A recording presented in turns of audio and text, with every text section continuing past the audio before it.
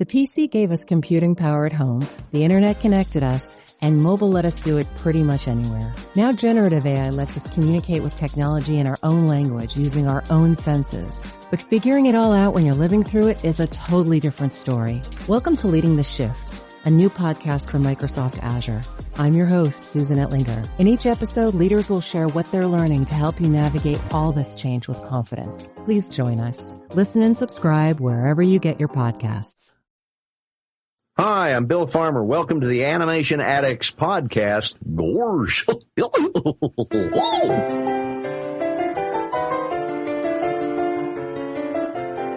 This is the Animation Addicts podcast with the Rotoscopers, episode 36, Howl's Moving Castle, or The Beast's Moving Batcave.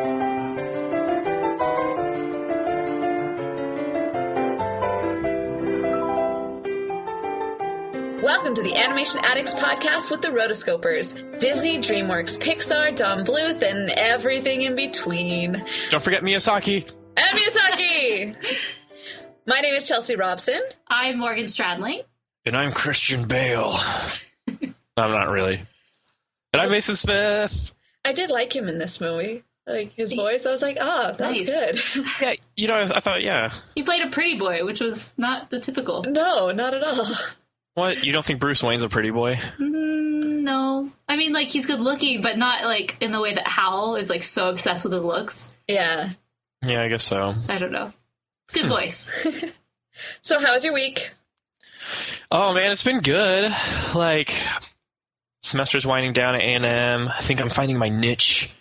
And we're working on this really cool final project where we're sculpting these giant statues that are, like, 5-6 feet.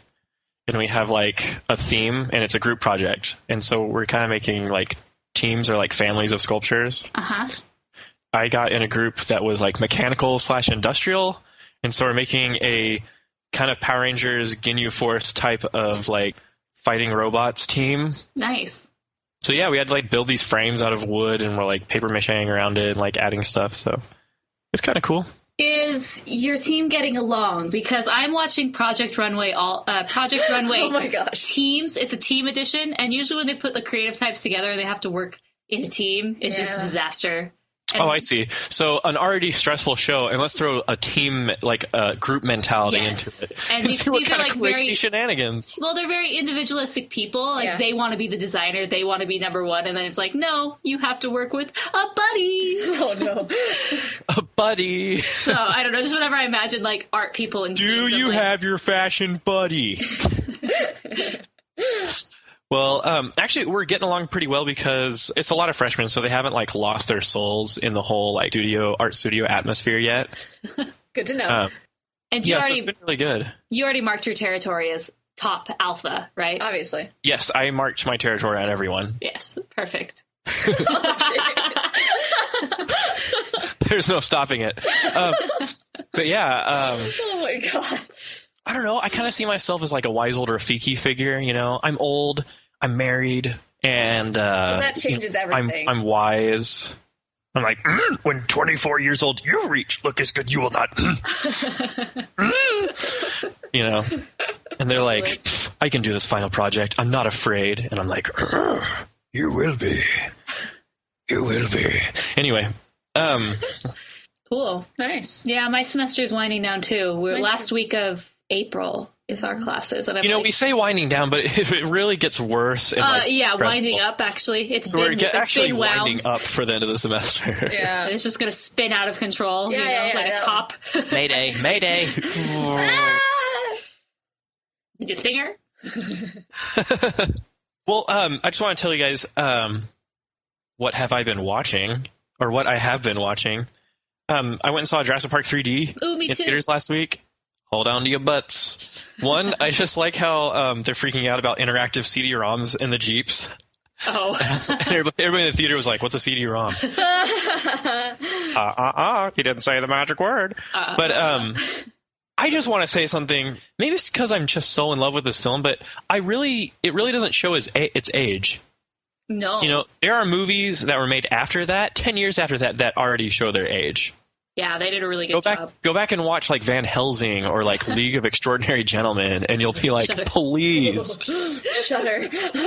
Shudder. But yeah, I'm just so impressed that Spielberg made the inspired decision to allow these magnificent beasts to be fully rendered in CGI. And so it was great to see it in HD, widescreen, and 3D. Anyway. All right, let's go to the news. News, Chelsea? Let's go to the news. Yay.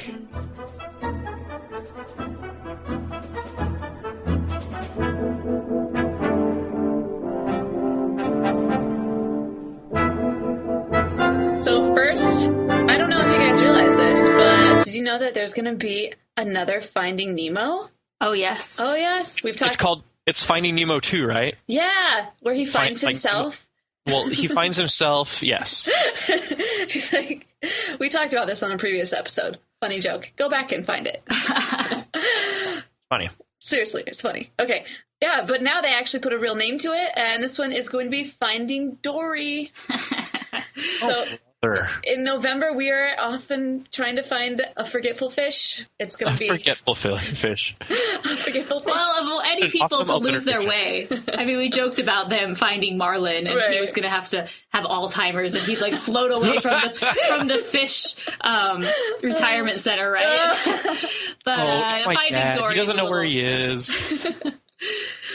So Ellen DeGeneres finally got her wish because she has been clamoring for years and years and years. Like anytime there's a sequel, she's always jealous. So you got your movie, Ellen. Yeah. It's too bad you're going to be missing for half of it. So sad. No, but it's going to be like Finding Nemo where we like cut back to like what Nemo's actually doing and whatnot. So well, I think that they'll actually put her as more of a central role in this one because No? Well, I just think of what they did in Cars 2, and they did that with Mater. And that was... I just shudder. I'm like, what are they going to do? Secondary, please. Yeah, that's true.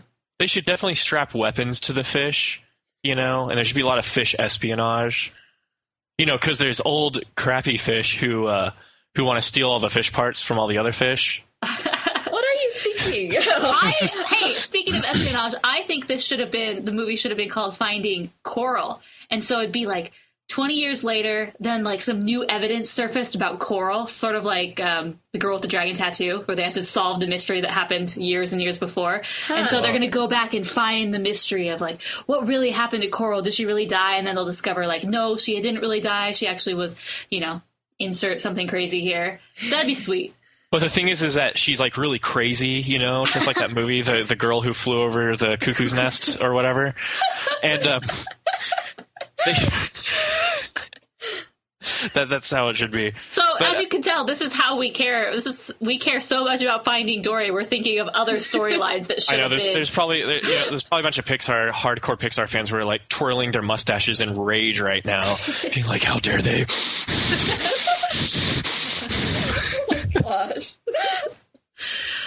I don't know. I just think, everybody knows there should be an Incredibles 2, but people in my studio are kind of upset about this too because they're like, "Oh, great! Now every Pixar film now is a sequel." And like we discussed in the on the discussions on the Facebook page, they're not just releasing all sequels. Mm-hmm. And I've been trying to fend off all my fellow studio members who've been arguing that, but just remember, folks.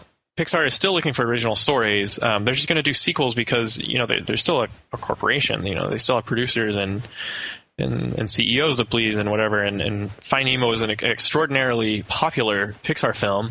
I mean, I'm no marketing expert, but I give you permission to state your opinion. Yeah. Oh, really? Thank you, Morgan. I didn't even have to ask you that. You knew right away that you were the giver of marketing privileges. I give marketing knowledge to others, but you are allowed at this moment in time. I dub the temporary marketing.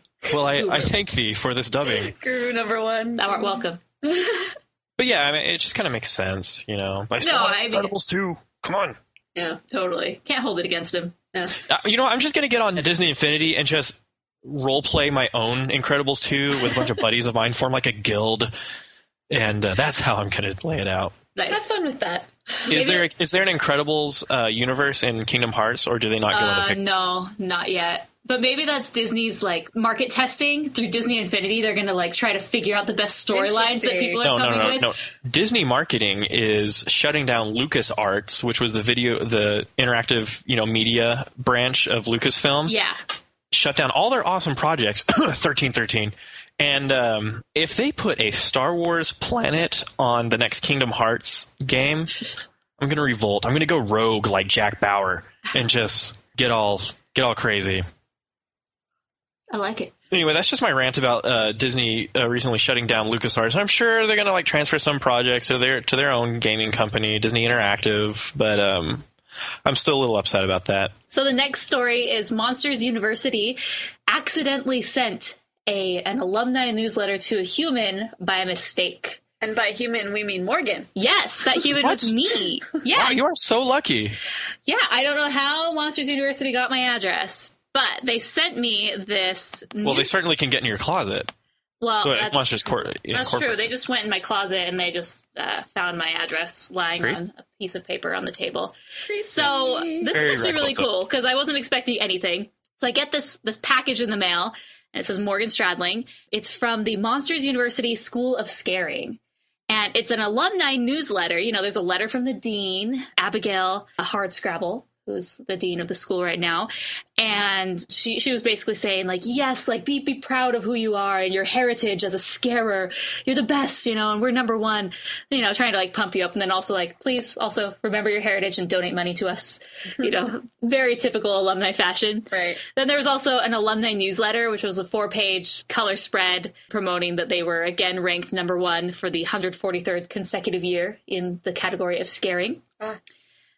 Really funny, really nice, high-quality stuff. And then very high achievement. I got an MU alumni bumper sticker and then sort of a reply mail card that I could send, letting them know that I'm continuing to support the school. The cool thing about this was on that piece of paper, it had a website for more information about alumni events, go to this website. So I went to the website, and when I did, there was a big red banner. It said, "Attention. There has been a distribution error in the latest mailing of the MU School of Scaring alumni newsletter. If you've received the letter and are arriving at this page, please destroy and dispose of the contents and leave this page immediately." So I really thought that was pretty clever of Pixar. Yeah. They're making it seem like, oh my gosh, they got sent out to humans by mistake. And if you're here, just destroy it, which, just so you know, I did not destroy my letter. I kept it. Oh, good. Yeah. They're going to be sneaking into your closet again. It may disappear soon, huh? Yeah, but it was just a really clever, viral marketing campaign that they did. There were some other people that got sent this. Unfortunately, I didn't get sent my invitation to freshman orientation, which essentially is Pixar Blogger Day, where they fly you out and you go to the studio. And yeah, we were apparently not cool enough to get that. But at least I accidentally got an alumni newsletter, which was pretty neat. So pretty cool marketing that they're doing. They always find a cool edge and spin to put on all their stuff. Yeah, seriously, this campaign of theirs, this viral campaign is really elaborate and really well thought out, and I think it's really cool. Yeah. Wait, side note, how did they know whose sites are big enough to be sent freshman orientation? I don't know. The other people who got sent were coupon bloggers and mommy bloggers, which makes sense. They're trying to expand it to a different audience. If they're going to just invite a whole bunch of Pixar bloggers, that's not really the point, because all the people who read those blogs are going to see the movie anyway. Right. Well, how about inviting entertainment empire moguls like us? Exactly. That's what... Moguls. That's... moguls. We could be our own monster, the moguls. Exactly. See, we're the Rotoscoper monster. We could sneak into... Maybe that's why they thought we were, an alum. Because... Yeah, I'll work up a character design for that. Oh, please do. That'd be so awesome. We'll send it to Pixar. Hey, I'm sure we can find an address somewhere to send No. It's like when you send letters to Santa Claus, you just put Santa Claus, the North Pole. And then so on the envelope, we'll just put Pixar. And Reville, California.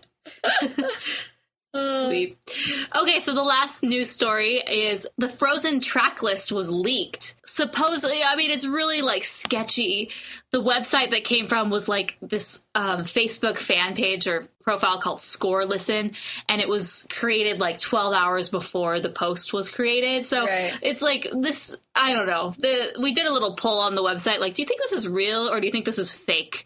And we have 20 votes for fake, 18 for not sure, and 5 for real. So I don't know. Like, it's just very suspicious. Like, so there's apparently 26 songs. This includes the songs and the score.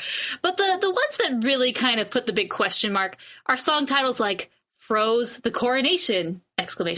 Yeah. Olaf Can Skate It. And We're No Cold. That's where I don't know. And then you know how they always have like a more contemporary singer sing during the credits? They have a song called Love You That Way by Avril Lavigne. And I'm like, really? That's not, this isn't real. This isn't 2003. This is 2013. She's still coming out with stuff, though. I know, but isn't there someone like more I know, relevant? and I'm angry about that.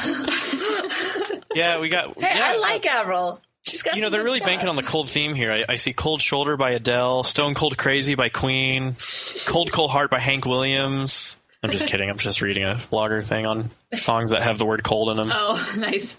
But yeah, well, that's cool that we know like the titles of the songs. If they're real. Yeah. Yeah, if they're real. I don't understand what kind of power this gives people over other people who don't know the track list. It kind of spoils the plot, but not really. I mean, I don't know. Yeah. The only legitimate song on there is song number 4. Not Elsa's song, just Elsa's song. Yeah. Performed by Idina Menzel, which we know is the only true song. So, whatever. Well, I have a feeling this will turn out to be fake. But in the meantime, hey, Disney's not giving us any real news. So it's their own fault. People are having to make up fake stories because of this. Shame, shame. Shame, shame indeed. Oh, and then at the very bottom, someone else had leaked the concept art of Elsa, but just her head. And so that's the concept art that we had been talking about vaguely, but we didn't post it. Someone else did. So that's what she looks like if you want to see that. So.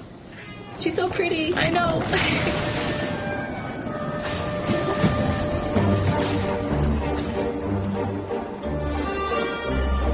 From master filmmaker Hayao Miyazaki, the director of the Academy Award-winning Spirited Away.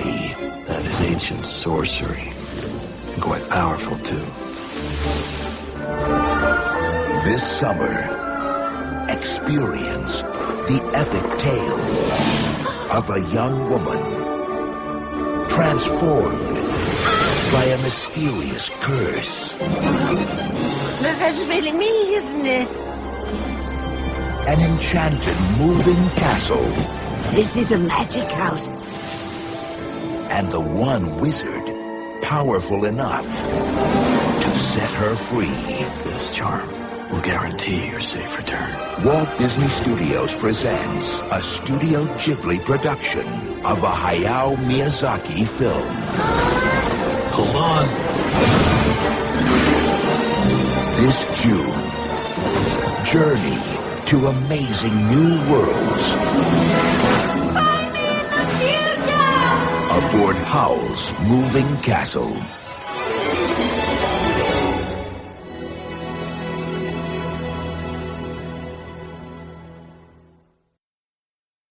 So, Mason, maybe next time you can do an animation principle. Bring those back. Yeah, I really should. Actually, there is one principle in general that I want to talk about since we're doing an anime film. But this reminds me, this week in my Foundations of Visualization class, our professor started the class by saying, "Okay, so now we're going to move on to animation." And I was like, he was like talking about it, and I was like, Hermione Granger the whole time. A lot of guys in that class want to do like video game design, so they're like, "Oh, animation. I don't even draw. Do you even draw, bro?" And I'm like, "Good sir, these animation principles are eternal principles by which all moving figures should be based." That song. And I'm like. And yesterday, our professor was like, "Okay, today we're going to go over the 12 principles of animation. If you want to learn more about them in depth, you should really read the book, The Illusion of Life." And I'm like mouthing it with him, The Illusion of Life, Frank Thomas and Ollie Johnson. And I don't know if my classmates are annoyed with me, but I still remember all the animation principles that they taught me at BYU. Yeah, those are eternal principles. So yeah. that was fun. We can talk about timing. Do you remember when we talked about timing with Yes. was it the Iron Giant episode? No, it was Rockadoodle. Oh, it was Rockadoodle because I Nice. said that film didn't have good timing. Right, you totally crashed my favorite movie, man. Oh yeah, so sorry. Well, maybe it's time you got a new favorite movie. But let's see, timing. With our first Miyazaki film, we made a lot of comparisons between Western story and how Miyazaki handled the story in Spirited Away, and how he could have done a lot of things like real Western, real Disney, high point, then low point. Then they bring it all back together in this huge climax. And then, animation timing itself is kind of a funny thing. It has to do with how much time it takes to complete, Mm-hmm. So how many frames of animation you're occupy this motion. So like if I raise my hand, I can do it in 40 frames, real slowly. I could do it in 5 frames. I could do it in 1 frame. Timing has to do with that. And then a second kind of part of timing is how much time is spent transitioning from one action to another. And of course, there's overlapping action and secondary action. The dog's walking, but his ears are also bouncing. That's secondary action. But there are some films that they move through the actions because they have a plot to, they're like, come on, we got a plot to move along here. But I really liked this Miyazaki film. He really takes his time in his films, like with what happens. It gives the viewer time to contemplate and kind of like take in what's going on. It kind of goes without saying that Miyazaki films and anime in general, sometimes the unprepared viewer can be thrust into like a completely different world that's like very foreign and very bizarre and kind of strange. And so I really like this kind of Eastern influence, obviously because it's anime, where characters take their time. It's not like they move slowly.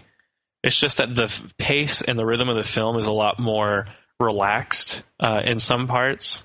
The whole concept of like reflection and very Mulan. More on that later. More on that gosh. later.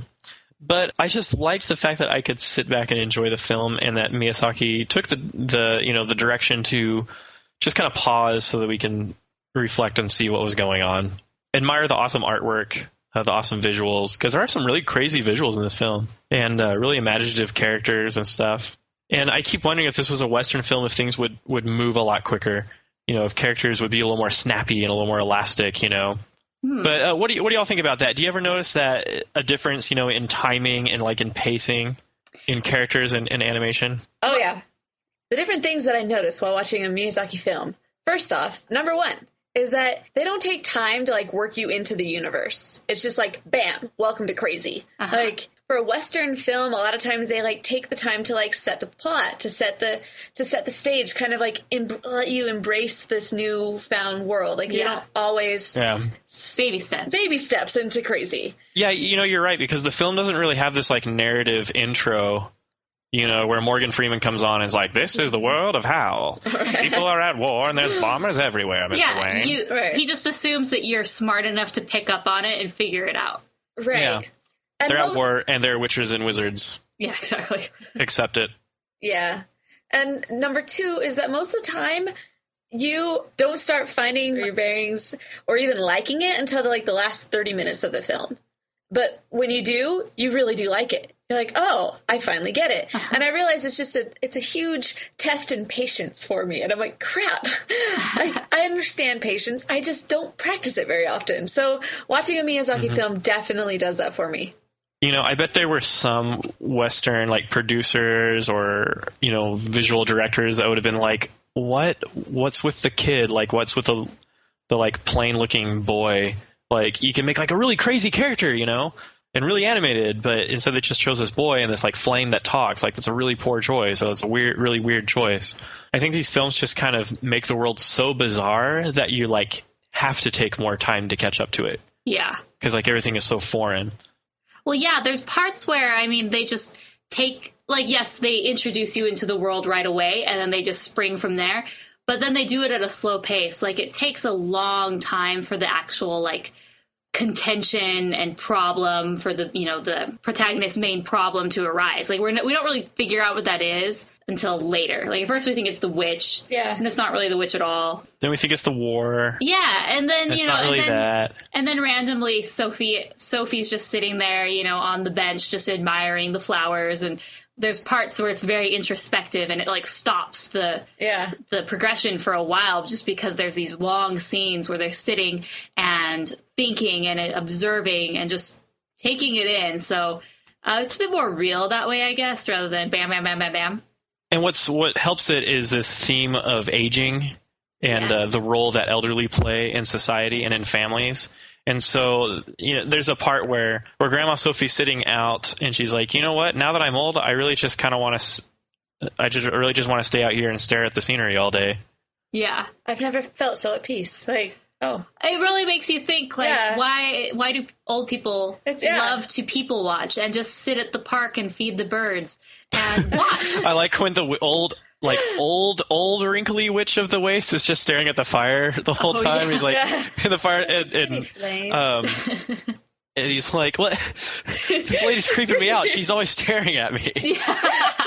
Have you ever had that happen where an elderly person just stares at you and you're like, that's creepy. Grandma does it all the time. Yeah, now we know. Well, it's Thank funny you, Miyazaki. I really like this movie because it kind of like put the perspective on being old. Yeah. And like what it will be like. And, Sophie, she has these kind of insecurities about not being beautiful because she has this mother and this sister who are gorgeous and fashionable and popular. And she's just very plain. And she kind of has a little tantrum in the middle where she's like, you're complaining about your hair and I've never been called beautiful once in my entire life. And, it's kind of like all these emotions have been like stirring up inside her and they come out, because now she clearly is not beautiful. So she runs out and has her little cry. And it like really makes you think how fleeting beauty, outer beauty really is and what it really means in the end. Like one day, 50 years from now, guys, like I hate to break it to you, but we're all going to look like Grandma Sophie. Yeah, I know. Except, well, maybe not Mason. But I will stay beautiful forever. Oh, Howl. So I don't know. It really got me thinking like what really matters. And then, once she did become a grandma, those insecurities went away and she was just able to be herself and have a lot more confidence. Like, yes, she did have sort of the ailments that come with old age, which was unfortunately like whenever she'd stand up, her back would go. Yeah, and I'm like, that's what mine does now. So I'm like, oh, great.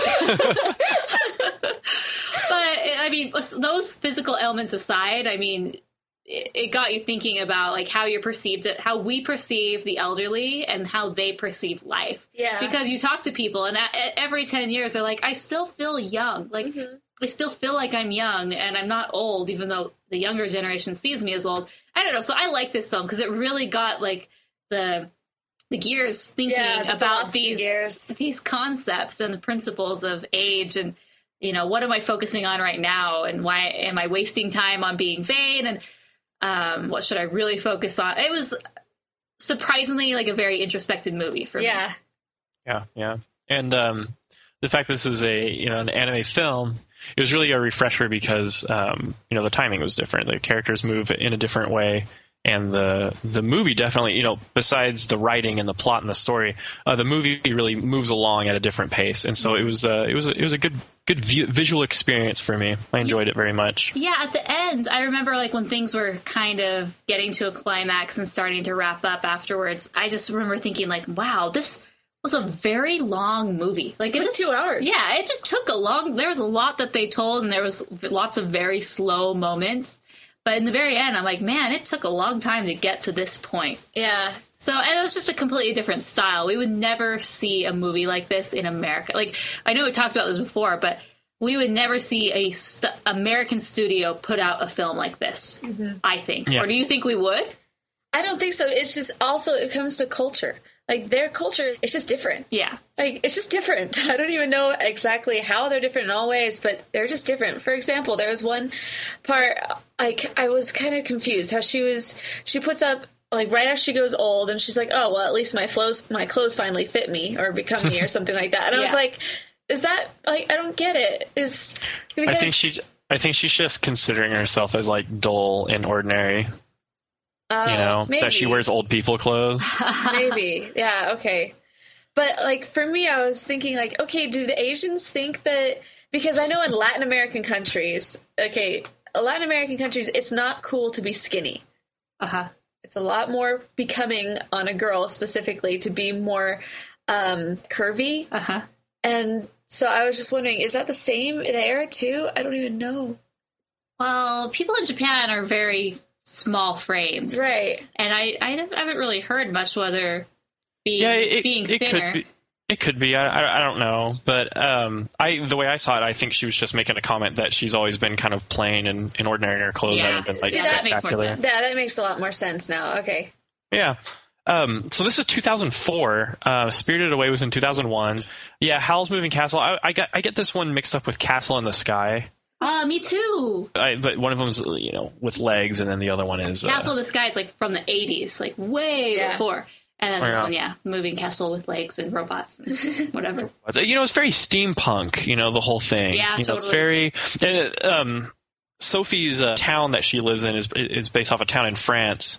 And you can definitely tell it's got kind of this World War II kind of atmosphere to it. Mm-hmm. People are going to war, and there's these big processions, and then they're reading the headlines, and like, oh, whoa, bombers flying around. And so I had that question. Is this a commentary on World War II or war in general? No, I think Miyazaki, he's very much a pacifist. Uh-huh. And so you'll always sort of see these themes in his films. Like there's always theme of flying, and there's always some sort of war theme. And he takes like the pacifist approach. Like we don't need to fight, and war is bad. Right. And so he definitely put his own. This is based on a book by a woman named Diana Wynne Jones, and she's a British author. This book was written in the 80s, and I don't think this theme of like war is in her book at all. And like so for the second half of the film, it's completely like his commentary on his views of the world.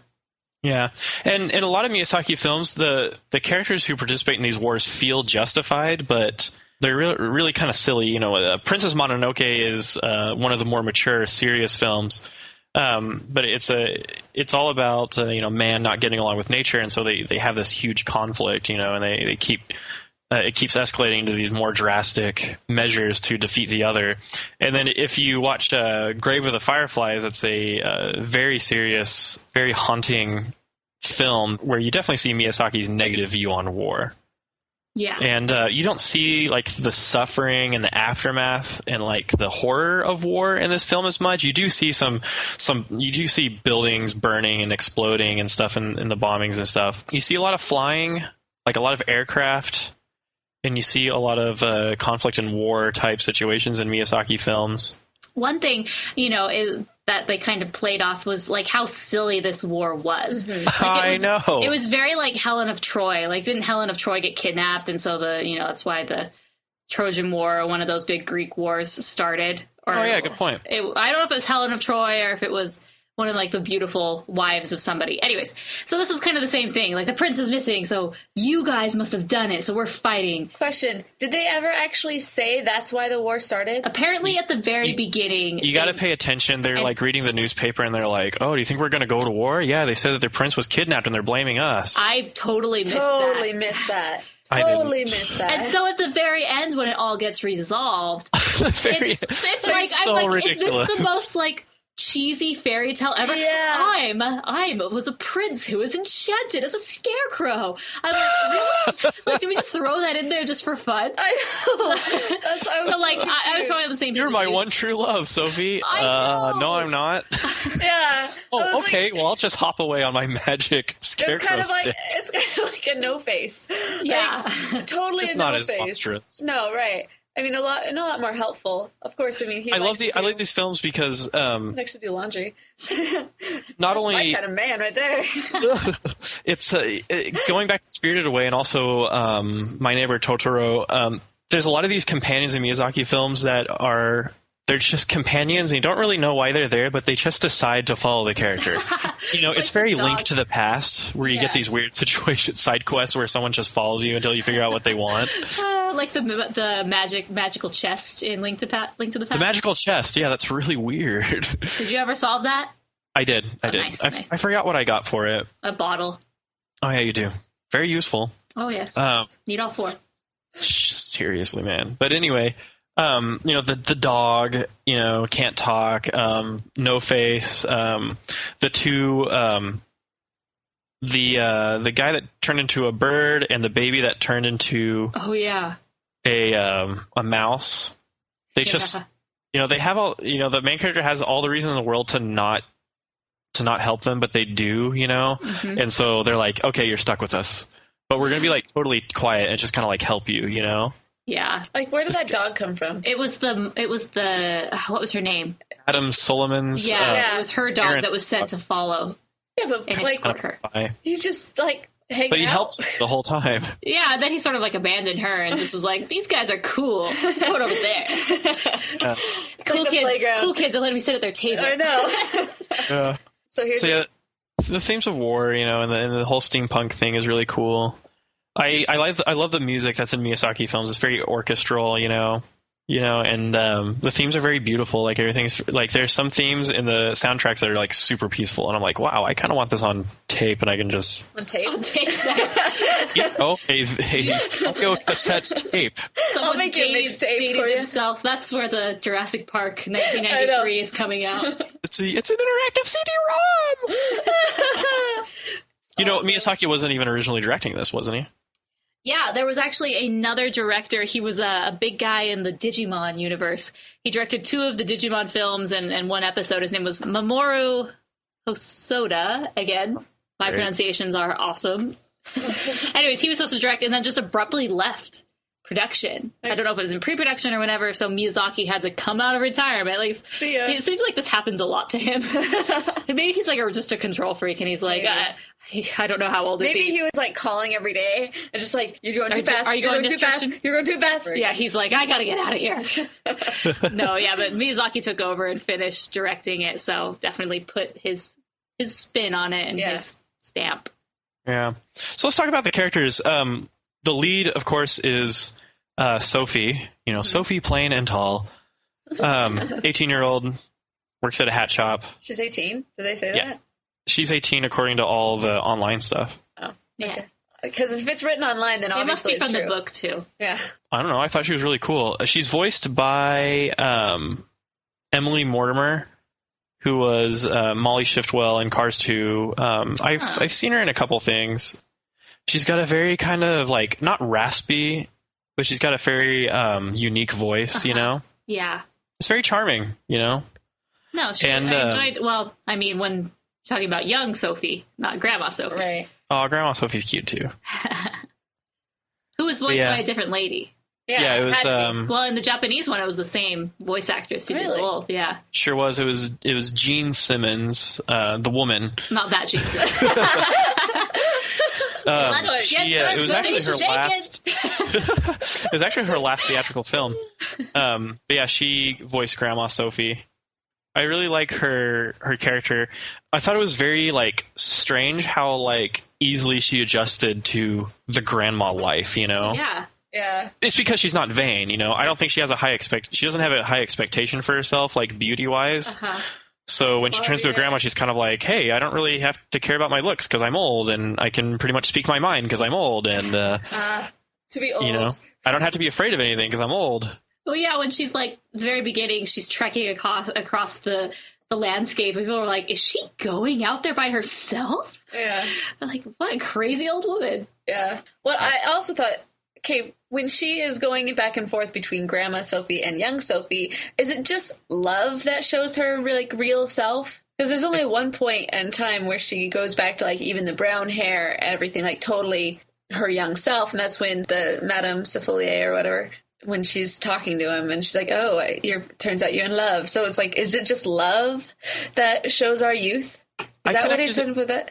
Well, I connected it with how she feels about herself. When you're in love, you definitely feel better about yourself. And so I think there's a connection there.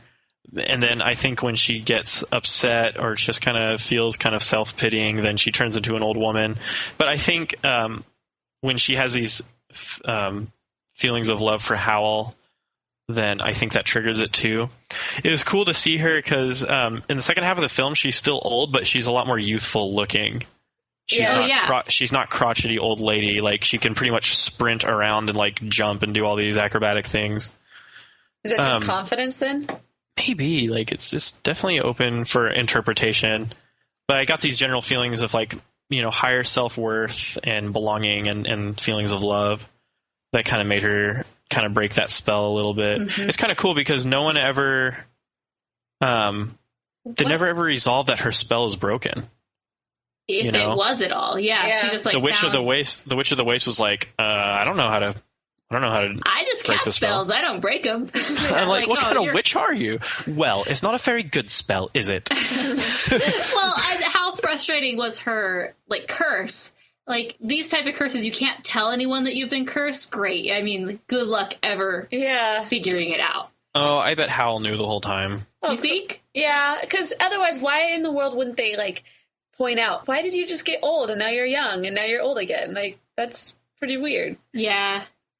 And they're just like, he's walking around. It's like, oh, Scarecrow guy. Hey, you were. Well, he's a witch. He's a wizard himself, so he's kind of like used to all these weird things being surrounded. I mean, he has a flame that's part of his life, and then this little boy, who I can't remember his name, but Markl. Like I thought it was Marco. I don't think it was ever resolved who he was, why he was there. No. Why he was so young. I mean, maybe he was a really old person and just had a young. I left not understanding him. Yeah. I just understand that he's Josh Hutcherson. Oh, I know. I love seeing these people who are like famous now, and it's like, man, you were 10 years ago and you did this? Yeah. Nice.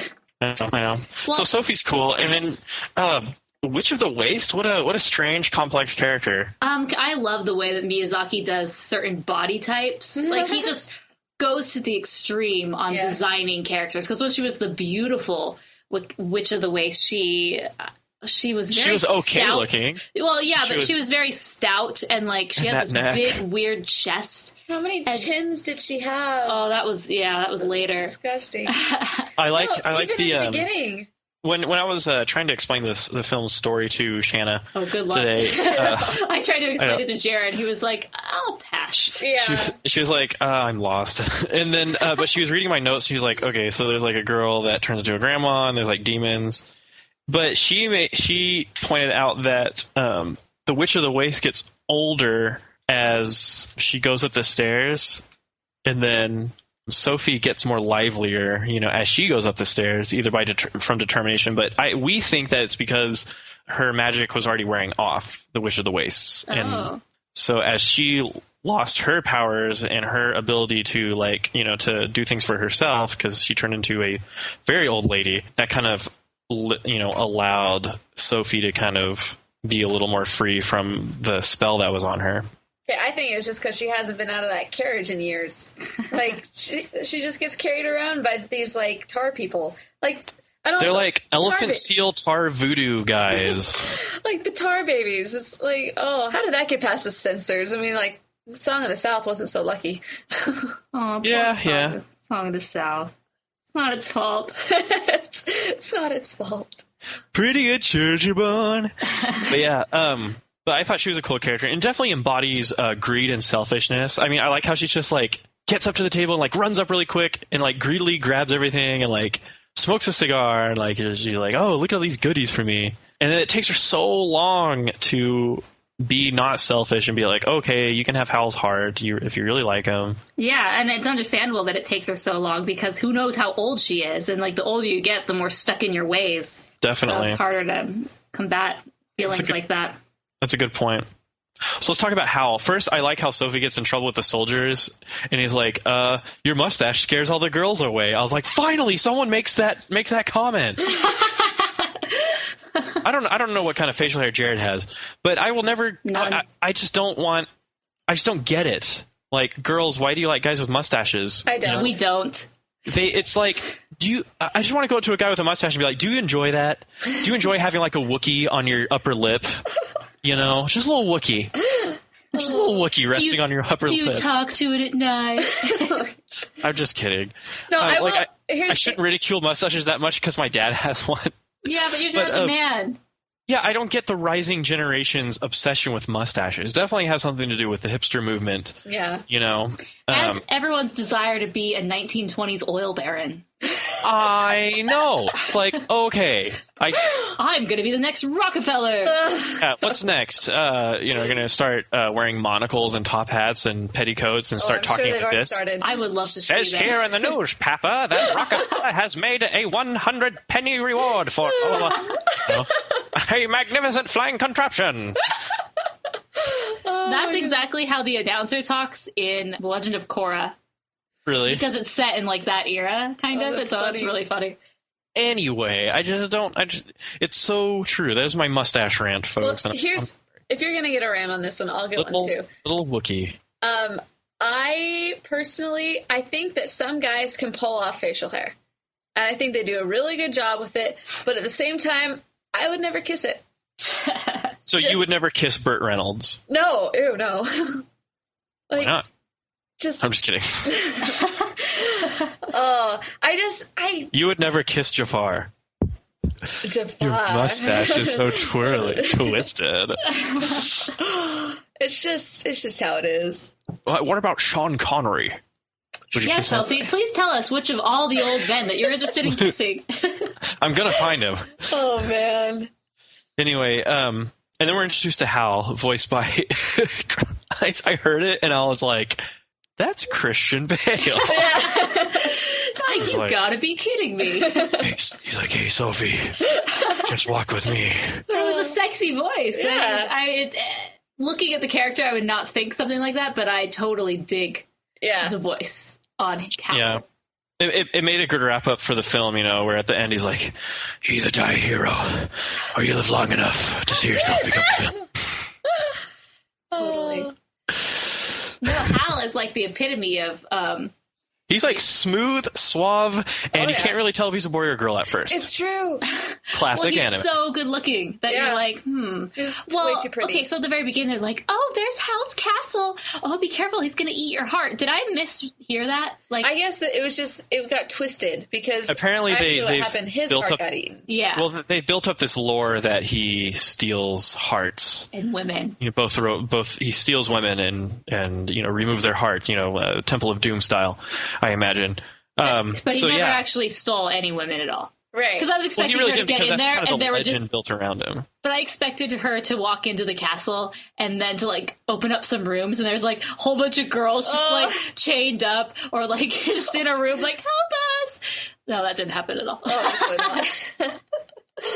But he has, he's very vain in like how he looks, and he's kind of going down the path of the Witch of the Waste, where he's spending all his energy on looking good and keeping his hair blonde. And having a really tricked out room. Yeah. Favorite quote of the entire, or not quote, but favorite moment. Now I'm a ginger. There's nothing worse. I know, right? Did you use that term, ginger? No. It's like my hair. It's horrible. Yeah. I give up. I see no point in living if I can't be beautiful. Then he has his little like sulking like green goo. Yeah, what was that? I love how Miyazaki symbolizes all these transformations, Yeah. Kids have their like tantrums and they're like they get all stressed out and they like just start melting away. Yeah, he makes it very visual, like how you're feeling. And then as she's taking him up the stairs and the towel falls off and she's like, oh crap. He just looks up. I love it. Classy. Don't look at his butt. I looked at his butt. I loved Calcifer. I did not know who he was voiced by at first, but then it was all too obvious. It kept bugging me. Like I was sitting there, I was like, who is that guy? Who is that guy? I'm like, I know this guy. And finally I'm like, I give up, and I just looked up on IMDb and I'm like, oh, it's Mike Wazowski. Yeah. I like Calcifer because he's very needy and he's very demanding. Yeah. Well, he's very needy, and it's kind of cool because, when you think of fire, it doesn't really start itself. Like it needs something to keep going and to start, and so that kind of embodies that. But I just thought Calcifer was just like this cute little wisecracking, poor pathetic little soul who like needed constant attention from everyone. Well, what I thought was interesting is, at the very beginning, Sophie comes up and she's able to tend the fire and get him to do what she wants, and they're like, I like how everyone's like, no, there's these rules. Calcifer never does anything without Howl. Calcifer can't do this without Howl. And she's like, okay, whatever, and she just makes him do it. Yeah, but do you think maybe it's because she was the one destined for his heart?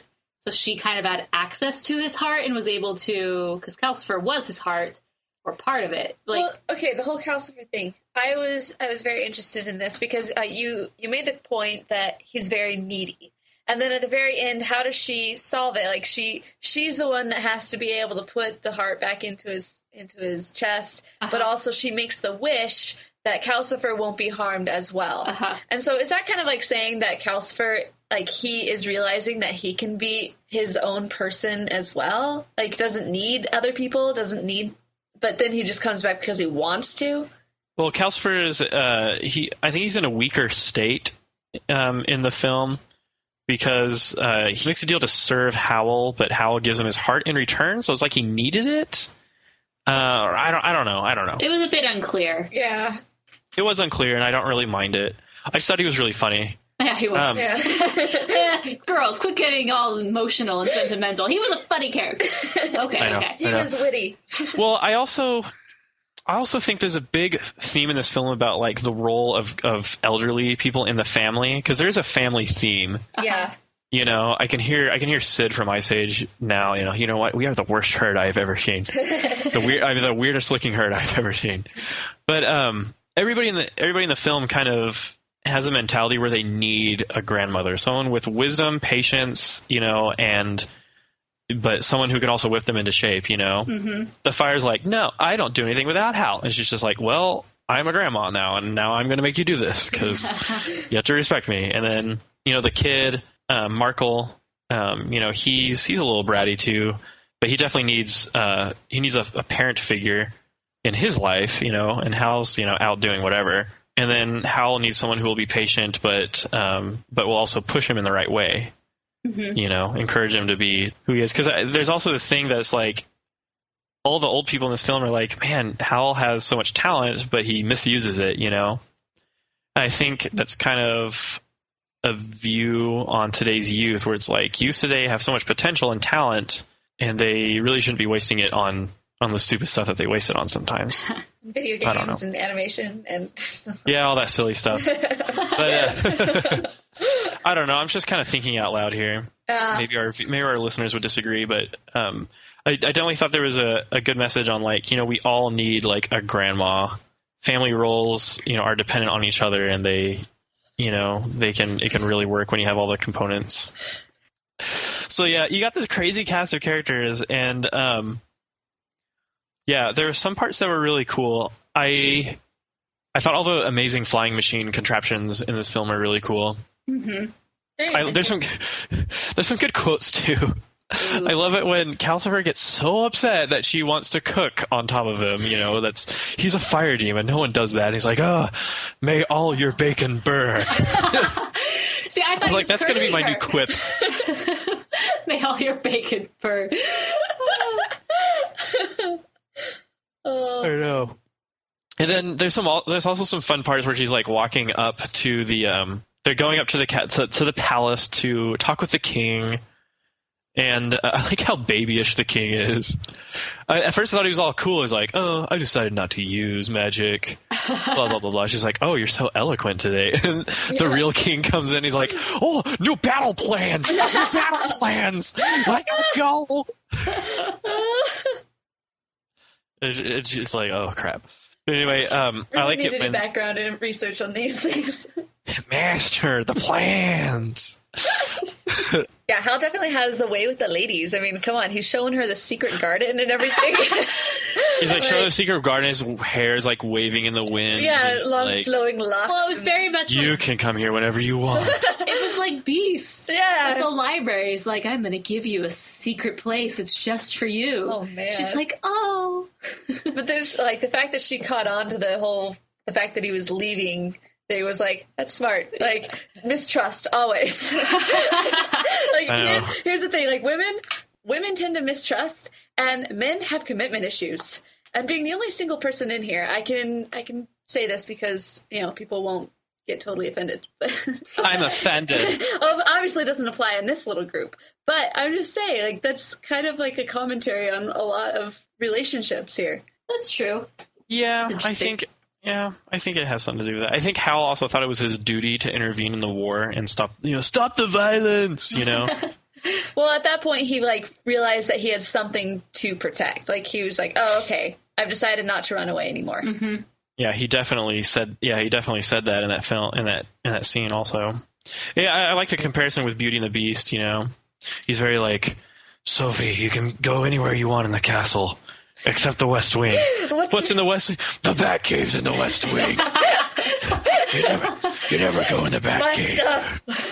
Oh, so the Beast not only has a time vortex, but he's also secretly Batman. Oh, I love this. Someone needs to draw that picture. He's a symbol that we don't have to give in to fear and chaos. Oh my goodness. Sophie. They should will you redo marry this me? movie and have it be Disney and have it be Beast Moving Castle. Beast Moving Castle. And instead of giving her the library, Beast Moving Batcave. because they're because Sophie's kind of like Belle, like she's pretty, but she's just not like, you know, super gorgeous. She doesn't think she's all that. Yeah, exactly. So like someone could totally redo this Beauty and the Beast theme, and it would totally work. Yeah, I know. Harvey Dent must never know about this. But anyway, I like when Witch of the Wastes, her carriage stops and she's like, "What? An enchantment?" And there's like this overly dramatic court guy in the background who's like, "I'm sorry, madam, but you cannot bring vehicles in here." Okay. Like, I had a big problem with that with Witch of the Waste. Like, can't she just fly? Like, isn't she a witch? Like, pull a Kiki's Delivery Service and just hop on a broom. Good point. I don't know. Too big, she'd break it. That's true. She needs like 6 brooms. She used that pogo stick that the prince has. That was so funny. I loved how Turnip Head would just bounce around. I know. It was hilarious. Poor little guy. He's so cute. But the animators for this film really communicated like the struggle that elderly people have getting around, especially upstairs. Like, how cruel. Even I would get tired going up that many stairs. True. And then they really show like how Witch of the Waste is like totally struggling. Well, with, even Sophie like has to go back and pick up the dog because at first we think it's Howl. Yeah. It shows like how much more generous she is, and then she could have just like gone and left Wicked. She's not a wicked witch, but we just want to be a Wicked Witch of the Waste. She could have just left her, but she like kind of makes sure that, you know, I can't help you, but you have to get up on your own, and I'm going to be here to rah shish kumbah, you know. So if they got up together, they kind of became friends. It was just so bizarre. It's like. The Wicked Witch of the the Waste Witch. Okay, she walks up, she sits in this chair because she's so tired, and then zap, all her powers. Giant light bulbs. Like good thing Howl wasn't here. And then we kind of go into the second half of the film. This was the part that got really strange for me. I could understand everything that was going on, and then the last 30 minutes of the film, but kind of everything leading up to the pacing was just like. Sometimes we're very peaceful, sometimes we're very frantic, sometimes we're like, oh, everything's going great, and then other times like everything's going bad, you know, and everything I said not necessarily in that order. I did like the cool part where he's like, hey, we're going to move the castle, and I like the animation where the house just kind of rearranges itself. Oh, yeah. That was you know? I was like confused about the mom because... Like the it mom made like mom. The mom, like obviously, like she's been missing for a while, so you think her family would miss Sophie, her. I magically figured it out that you've been transformed into an old woman. Well, do I care? Someone Not told really. her. No, the madame told her. Oh. And like it seemed like she had put like a not the term bribe, but like was holding her husband hostage. So at the very end, she's like, "I did what you asked. Now just take me to my husband." Yeah. You know what I mean? But it was like really pathetic. I was like, wow, she cares about her husband more than Sophie. A new husband. I'm confused. Yeah, like very someone rich. Brand new. So I'm just I just really like how she's like, oh, won't you come stay with us? Please, please, please. And Sophie's like, well, oh, I just remembered. I have a car waiting. Gotta go. Yeah. You know? Yeah, and the whole family situation isn't resolved. It's like, the moral of the story, your family's not important. Like, it's your new family. Yeah. Maybe it's like create your own family where... like, if whatever your circumstances that you're born in aren't ideal, go ahead and make your own. Yeah, but what you're saying? But at the same time, it's like, yeah, okay, so you're not as beautiful as everyone else in your family, and you don't fit in per se, but they're still your family. Like, don't abandon them. So I like really didn't like the fact that you and I would say that, but is that what he's trying to say? I don't know. I didn't approve very much. I think there's definitely that theme that Chelsea was mentioning. Like, I think about my own mom. Her family life was kind of bad when she was young, and then when she married my dad, it got a lot better. she always says, I don't know if I'll see my family again because they definitely turned their back on me, but I know that I'm blessed because I have my own family. I was able to make a family of my own, and with your father, and we're all happy. Yeah. And so I can relate to this theme that Sophie's she's okay with her mom not being in the picture anymore because she's got a family of her own. And whatever their vice is, whether it's like, hey, I just married this guy for money, or hey, we don't like you because you're different, or whatever reason, if you're abandoned, you can always start your own family, and there's always a place where you can, there's always a chance that you can have someone to go to. I don't know. It's kind of a touchy subject, but that's kind of the vibe that I got that Chelsea was mentioning, that she can now Sophie could make her own family for herself and be happy that way. But it is kind of random that she's just kind of like, okay, Mom, see you later, never. Yeah, and I think it also depends on the principles by which you are creating your family. Like, their principles, I guess, is just all on acceptance. I mean, how anybody who comes in is like, well, I've got new friends here, all my friends at my table. And then, you just keep bringing new people in. And, the Wicked Witch of the Waste used to want my heart and all these things, but I don't care anymore. I'm not going to run away. Whatever. You're welcome in my home and eat my food and whatever. I don't care. It's like there's a lot more of I don't even know.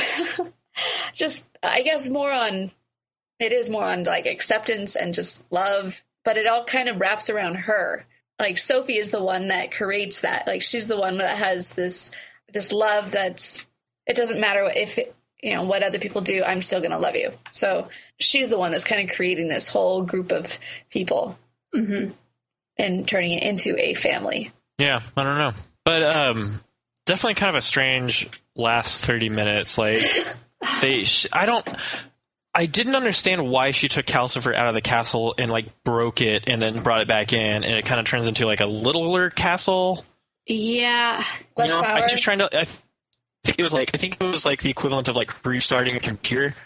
I think she was trying to get it. I think she was trying to get the portals out of the town that rings bombed, and that would, and hopefully Howl would pick up on that and leave the fighting. Didn't Calcifer get poisoned because he got poisoned because freaking Wicked Witch like threw a demon into his mouth or something. She's like, "Here, take this," and he's like, "Wow." I was like, "No, Calcifer, you can't die." Don't be a who's the Firefly on Princess and the Frog? Even Root? Oh, in the Rescuers? No. The Firefly on Princess and the Frog. Oh, Raymond, isn't it Ray? Ray. Oh, yeah. Sad. Don't be him. I'm gonna be a buzzkill. Evangeline. I was like, no, don't die, Calcifer. No.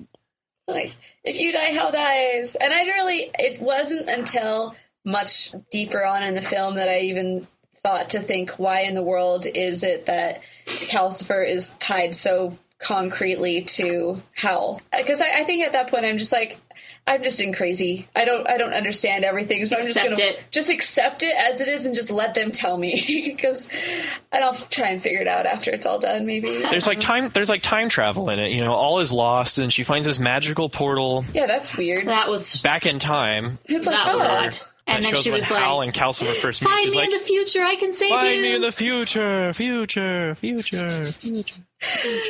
See, that's the thing. This last 30 minutes of the film, they just keep throwing on all these new elements and these new ideas, and it just becomes a bit too much. Because it's like just snowballing, and you're like, whoa, I just finally got a grip on this, and now like you have this angle and this and this and this and this and this, and it made it a little hard. It kind of took me away from the story a bit, because I'm like, whoa, this is just going crazy left field now. I also like all these dudes in Miyazaki films transforming into flying creatures. Yeah. That was never fully explained either. Well, I think Howl's powers are so powerful, but if he uses them for selfish reasons, then it gets harder and harder.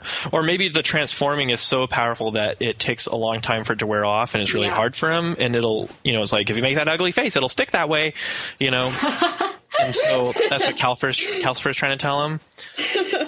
But yeah, it's very strange. Like, Sophie's kiss solves everything. Yeah. She smooches on Howl, and he's like, oh, thank you, I'm back.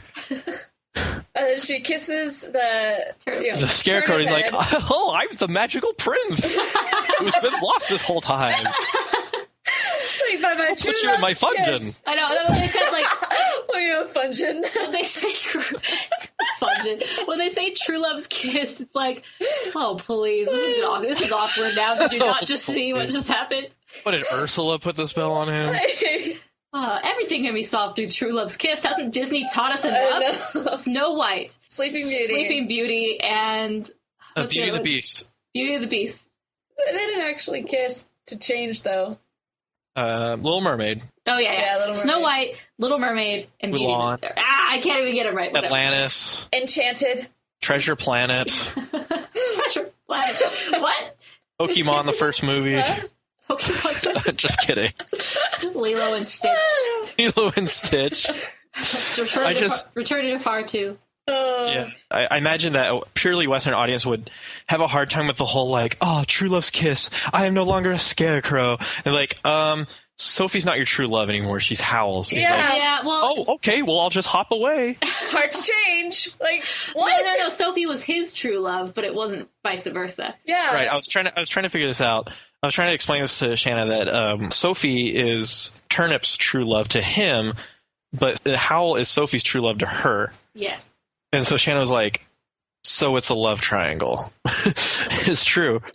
Anyway, so yeah, kind of a bizarre ending, and it wraps up very quickly. Like, there's no boss fight. I think some of these films we expect a boss fight. Well, that's because we're Western.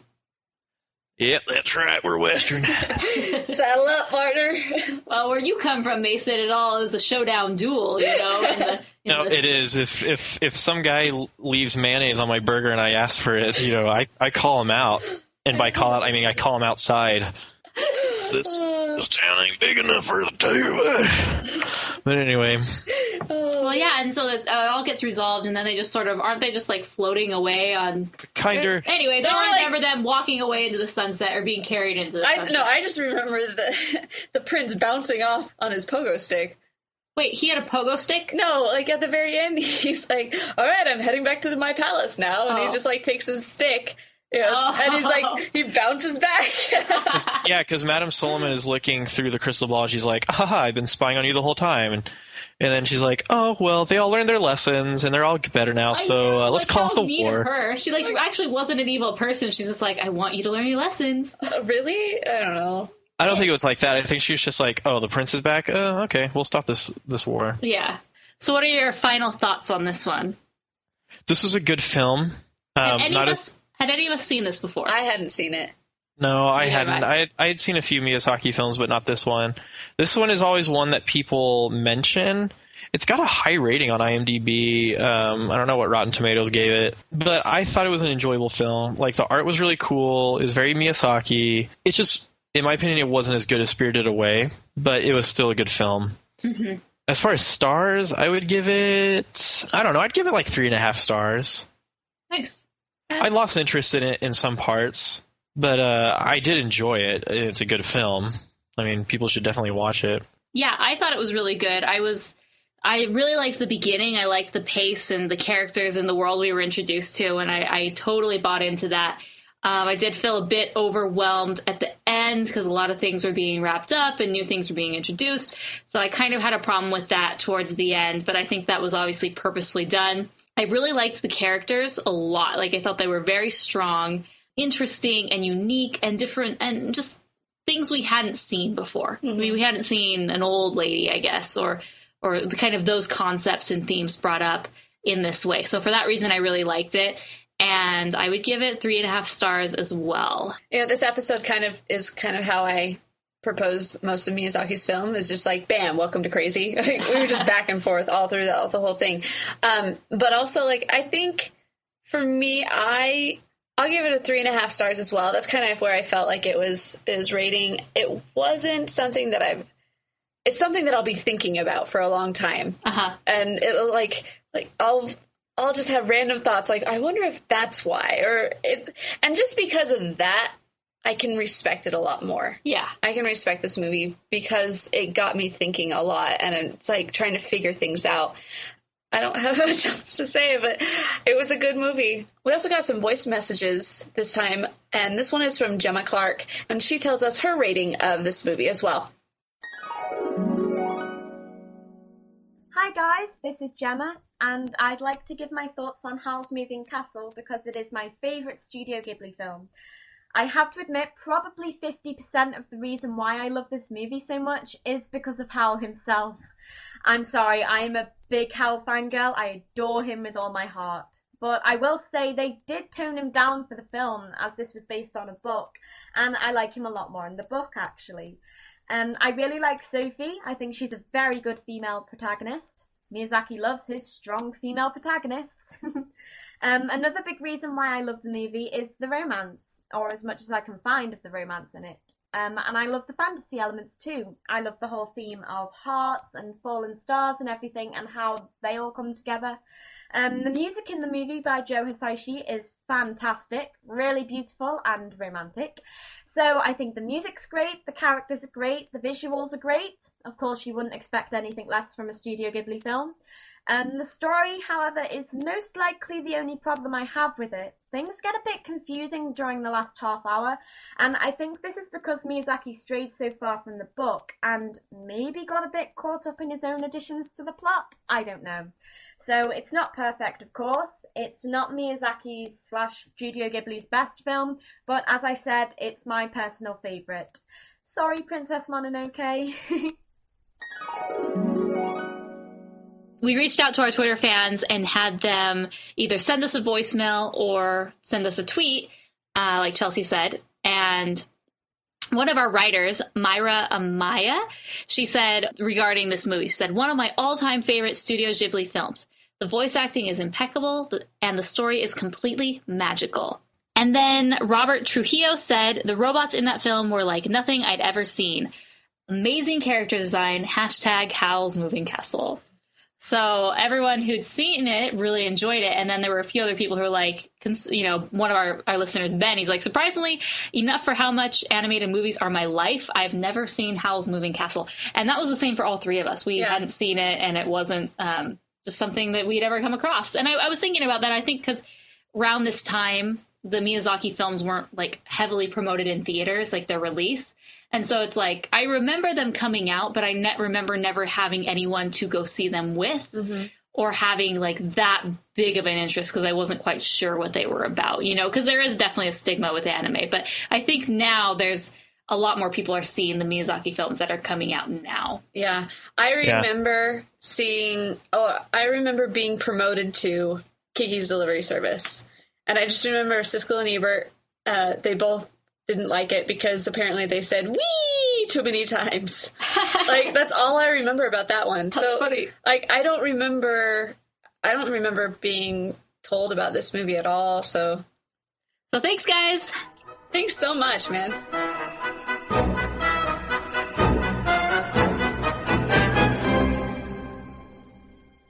Okay, so we're gonna go into our segment, the mailbag. This is most of the episode at this point right here. Yeah, we have quite a bit right now, so we're excited to read them and talk about them because we always ask you to send us your thoughts on other episodes that we've done and just thoughts about just random things. So we're going to start it off with Alyssa. I know you guys did your Mulan episode a while ago, but I have a few things I think should be discussed, so here I go. Number one, it irritates me very much that at the end of the film, the animators put Mulan back into that awful dress and makeup that she did not like. The whole movie was about her beating the system and breaking free and proving that women are equal. So then why would, after saving all of China, would she just put on the same dress again? It's as if no progress was made and we took 2 steps forward and 1 step back. I think this plays to the always showing Mulan with long hair and making her more Western and similar to everyone else thing. Forbid that we have an Asian Disney princess or any Disney princess that doesn't look like Disney's definition of beautiful. What do you guys think? That's a good point. Very good point. Well, yeah, to be honest, I never noticed that she was back in that dress. Yeah, neither did I. I was like, she is. Well, but then again... But she's not wearing the makeup.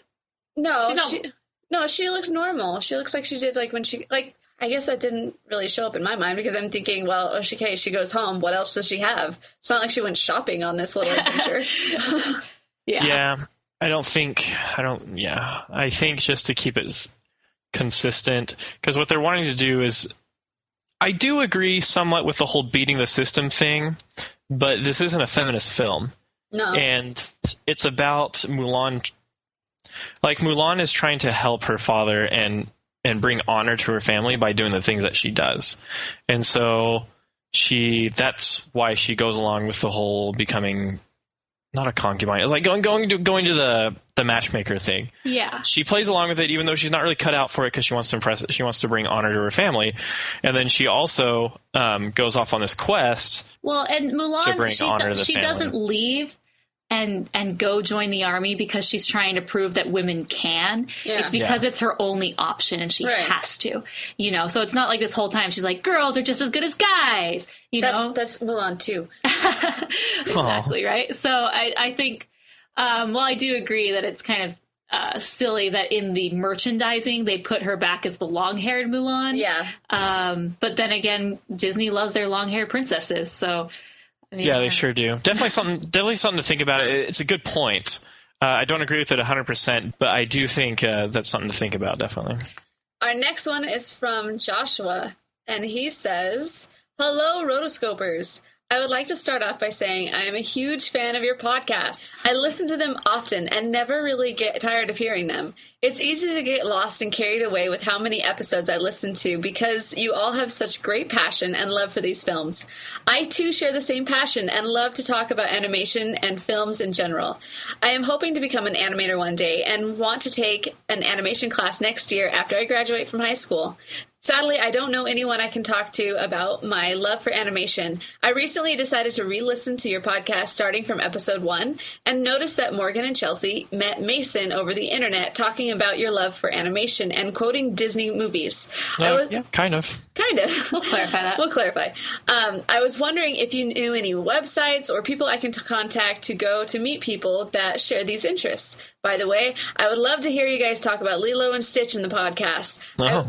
It would be great to hear you guys discuss how they use watercolor backgrounds and how they drew the characters in the unique drawing styles of the director, Sanders, who also did the voice of Stitch.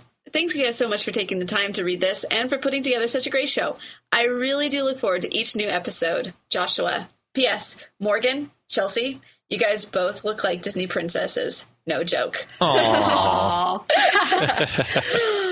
What a guy. That's every girl's dream. I know. That totally goes against everything we just said about this movie, Howl's Moving Castle. About. Well, y'all should join the army now. Beat the system. But well, thanks, Joshua.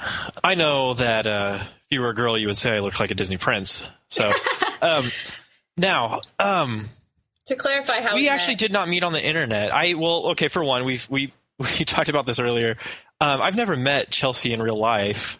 It's a sad day, yeah. It really is, but I do know Morgan personally. I think I act like I've met her personally a lot. I think it was only like a 3-week period when we were both in Utah. Yeah, that's true. We've only ever met each other for like a 3-week period, huh? Yeah, so we actually met in Provo. We were at a training center for missionaries for our church, and we met there. And I really don't think we really talked until one time in the cafeteria. You were like, "Hey, ever played Zelda?" And I was like, "Well, maybe." And I was like, be careful how you answer this."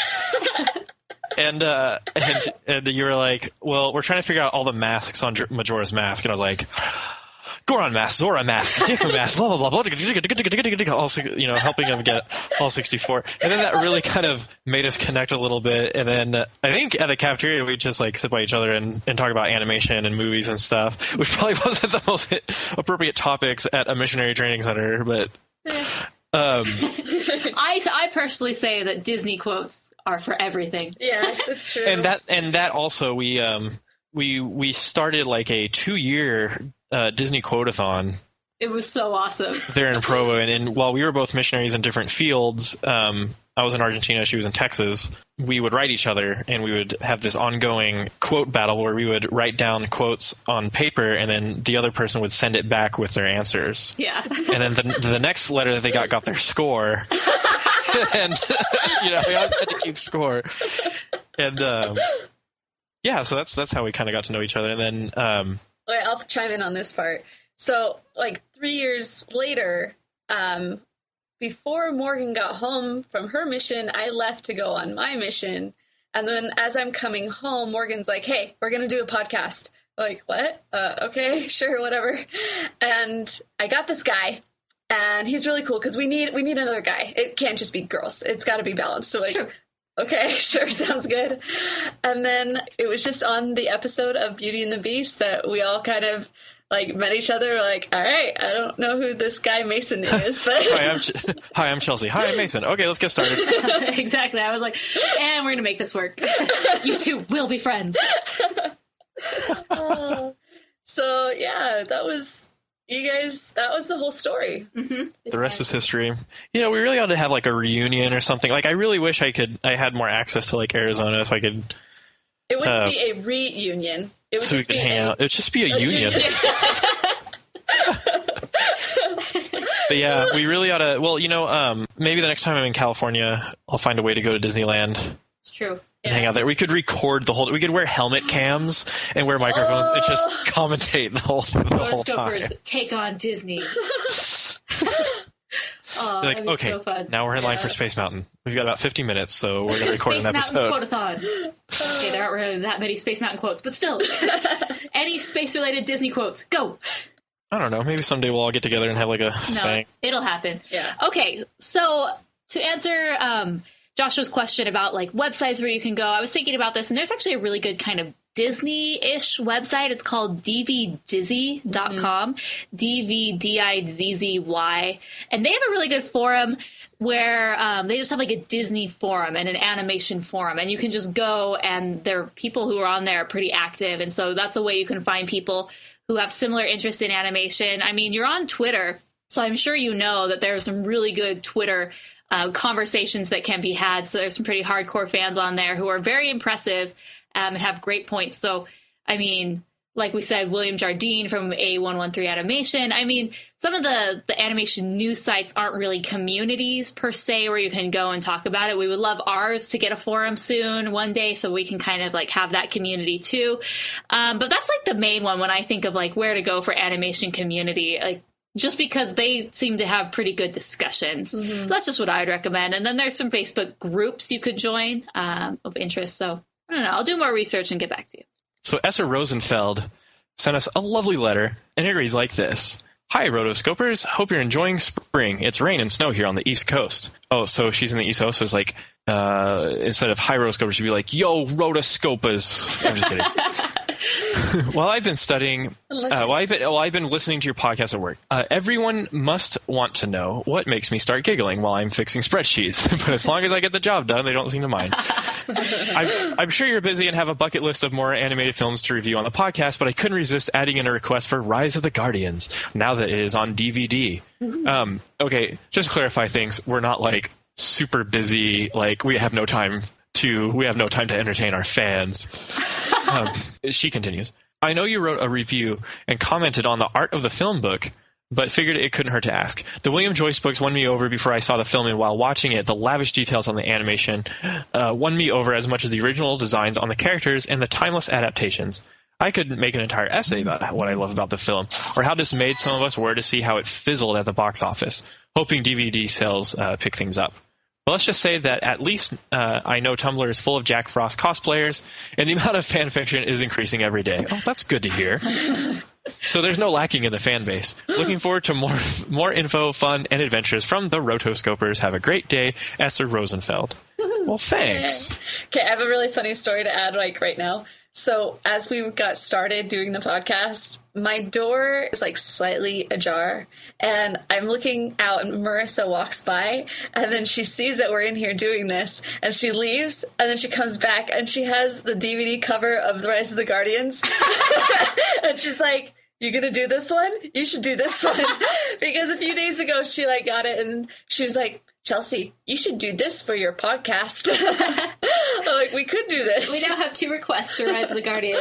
Oh, I thought it was great. We might have to hold off on Rise of the Guardians for the next major holiday that they cover. Yeah. Which is Tooth Fairy Christmas. Well, thanks, Esther. Yeah.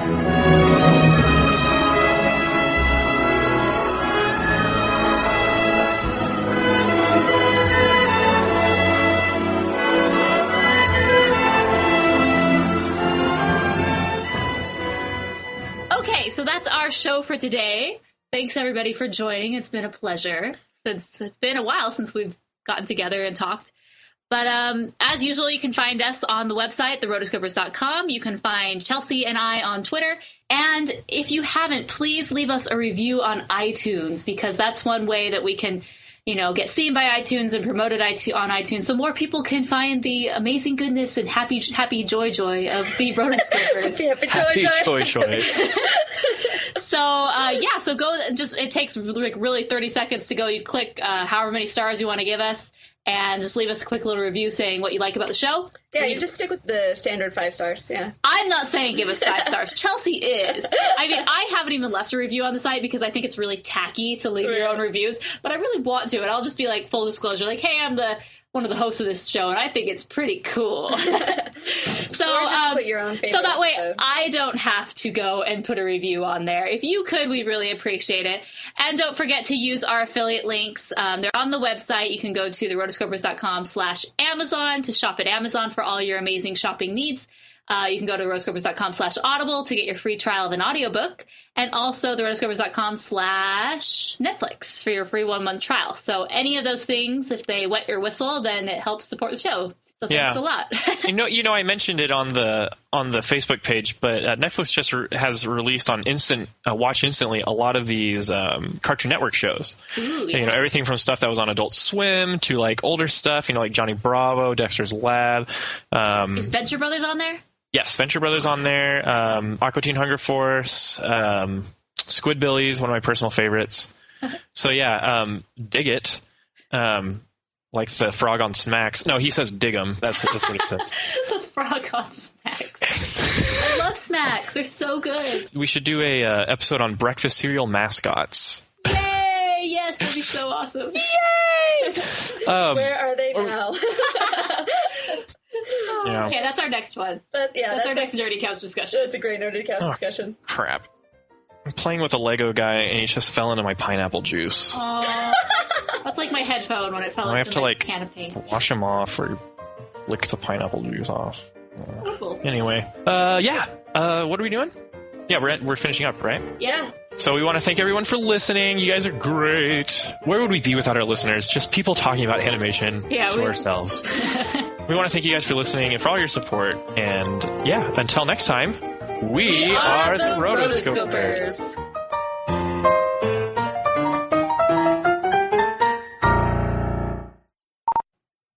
Rumbly in your tumbly. You heard that? I did. Even through my giant headphones. You have a Tumblr? Did you sign up for one? No. I should start doing Rotoscopers fan art. I think we're famous enough. We should open up a fan fiction section of art. Involving us? No. Yes, we should. The Rotoscopers fan fiction. I'm just kidding, we won't. But just imagine, someday we'll get so famous that people will do like My Little Pony lookalikes of us.